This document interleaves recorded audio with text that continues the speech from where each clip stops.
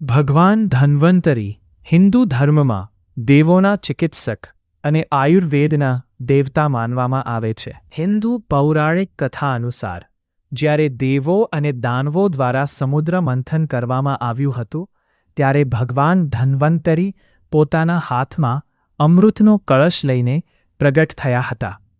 તેમને આયુર્વેદ ચિકિત્સા પદ્ધતિના સ્થાપક અને દેવતાઓના વૈદ્ય માનવામાં આવે છે. દિવાળીના 2 દિવસ પહેલાં આવતી ધનતેરસના દિવસે ભગવાન ધન્વંતરીની વિશેષ પૂજા કરવામાં આવે છે. આ દિવસે તેમની પૂજા કરવાથી ઉત્તમ સ્વાસ્થ્ય અને આયુષ્યની પ્રાપ્તિ થાય છે. ધન્વંતરી દેવને 4 ભુજાઓવાળા દર્શાવવામાં આવ્યા છે. તેમની 4 ભુજાઓમાં શંખ, ચક્ર, જળો અને અમૃતથી ભરેલો કળશ શોભે છે. ઓમ ધન્વંતરે નમઃ. આ મંત્રનો જાપ કરવાથી શારીરિક માનસિક સ્વાસ્થ્ય અને રોગોમાંથી મુક્તિ મળે છે. વિડીયોને લાઇક કરનાર હંમેશા સ્વસ્થ અને સુખી રહે.